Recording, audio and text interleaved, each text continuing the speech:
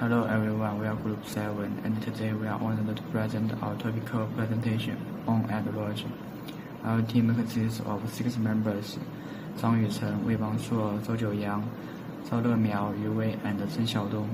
In this presentation, we will explore the complete nature of ideologies and how they shape our world. Let's start it. Hello everyone, my name is Yu Wei. My match number is 8206954.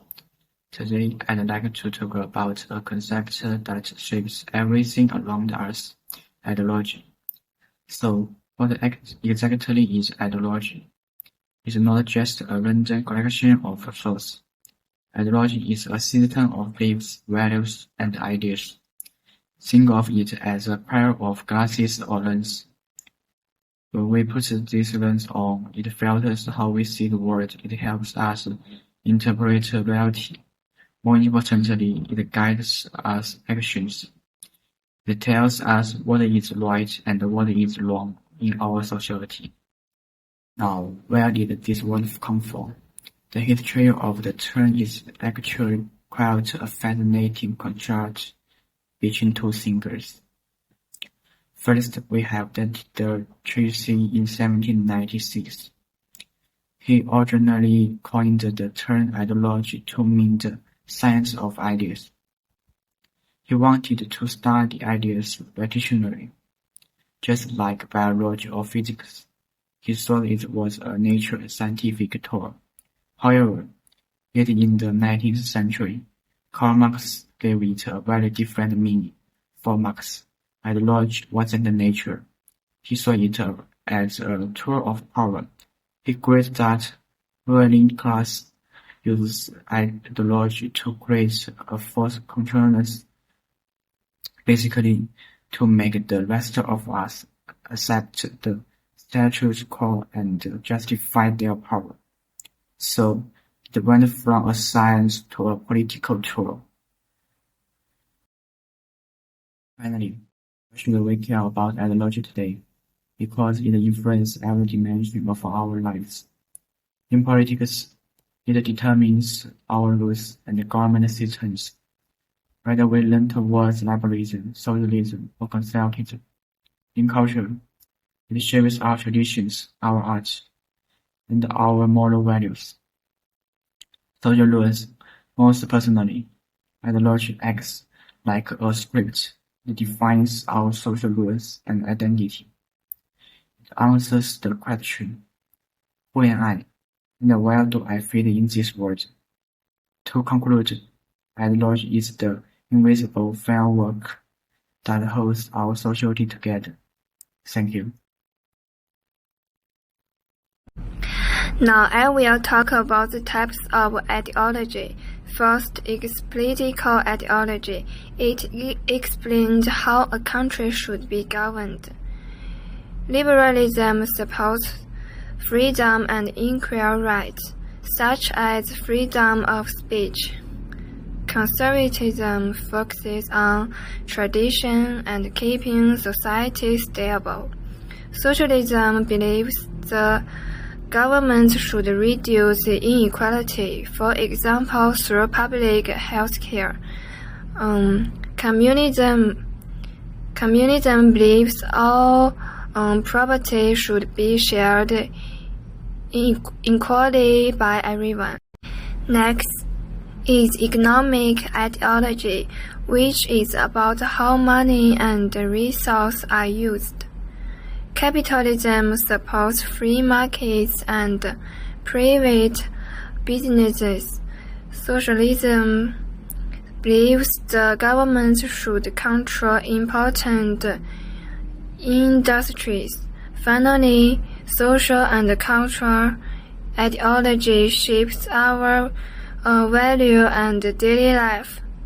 These include gender roles, nationalism, religion, and whether society focuses more on the group or the individual. These ideologies influence how people think and act in society.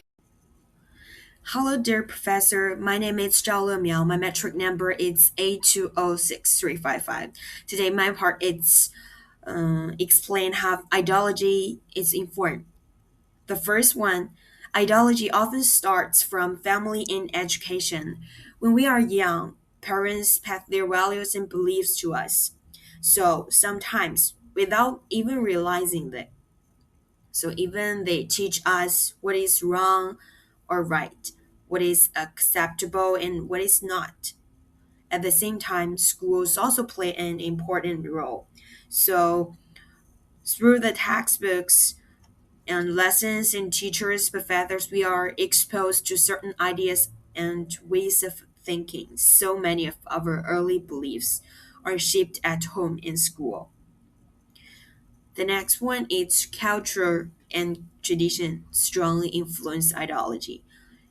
Every society has its own culture, traditions, and social norms. These traditions affect how people think about authority, gender roles, and relationships within the community. In many societies, religion also plays a role in shapes people's beliefs. For example, some cultures value collectivism, where the group is more important than the individual, while others emphasize individual and more personal freedom. About the third important part, media and social environment also shapes ideology in modern society. News media influences how we understand events through the way stories we frame and the language used. So this time, social media goes even further because when we see this social media often shows us content that matches what we already believe. In addition, our friends and peer groups also affect our opinions, as people tend to adopt ideas that are accepted by those around them. So the key point is that the most people do not consciously choose their ideology. Instead of, it is gradually from through family, culture, education, and media. Also, this leads to the next part, which explains how ideology is connected to power in society. This is all my part. Thank you. This part, I will talk about ideology and power. First, ideology as tool of control. Ideology is a set of ideas that help people understand the world. Its function is to make power relation in society appear normal and rational, allowing people to better serve the rulers. Rulers do not need to use coercive measure all the time because people will accept this idea and their own initiative. Ideology as a tool of control often promotes daily life in the form of common sense, tradition, values, and culture norms, allowing power relation to community operating without question. It serves the ruler's implicity. Second, role of governments and institutions. The most important players in the dissemination and production of ideology are governments and the legal institutions, educational institutions, institutions, and the media and cultural institutions. For governments and law, establishing carting system to define many behaviors as legal and natural. Education institutions through school cross students learn to recognize and follow mainstream values. For media, through news, entertainment, and advertising, they forcefully shape the public's value judgment with the information they need.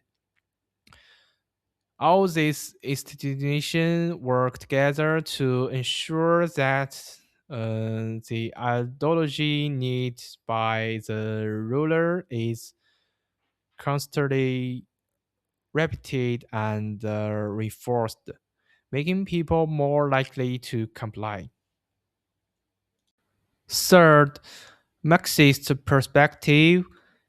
Marx and Engels pointed out in Marx's wrote that the idea of the ruling class are the dominant idea in every epoch.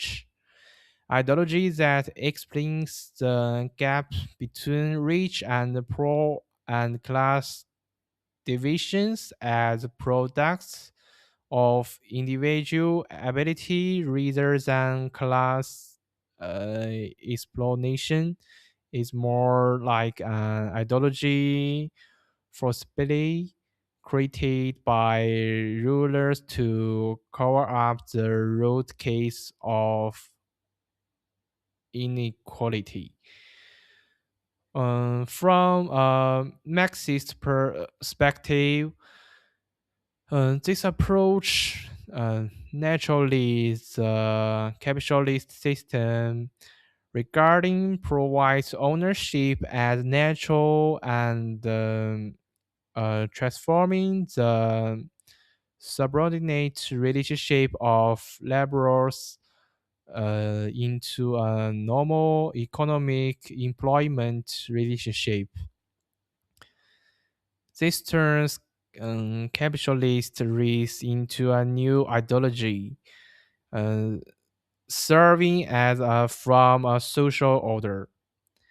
In general, ideology is not natural, but a rather a product of social order that serves capitalist relation of production.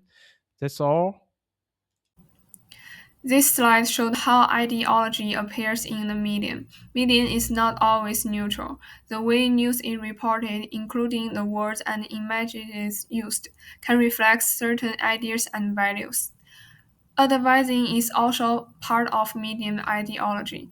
Many advertisements promote consumerism by suggesting that buying products leads to success and happiness. These slides focus on social media and daily life. Social media platforms use algorithms to show users similar content repeatedly. Over time, people may start to accept certain beliefs without questioning them. For example, social media often present the idea that success means being rich or popular.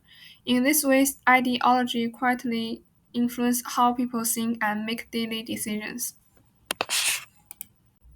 To conclude my part, ideology is not only found in politics, it is also present in the medium we consume and in our everyday lives. Because media influence our thinking, it is important to be more aware and think critically about the messages we received. I will now pass to the next speaker. All right, let's bring our talk on the idea to a close by going over its past, some criticism, and what we really mean to tell away. Start with the positive. Ideology gives us the sense of the belonging, whether it's natural or the control, and it has all society together putting us to our shared goals, but there are downsides too. It can spark bias, discriminations, even conflicts, and reinforce standpoints like unfair review on the gender roles. One big criticism of the ideology is that hold back thinking. Most of the pick up our ideology without every lazy in, which makes our thinking rigid. So, to sum up, ideology is a double egg. It brings people together, but it can also cause the conflicts. And the main things we should remember is this: understand ideology help us think more creativity about the society and ourselves. That's all for our presentations. Thank you.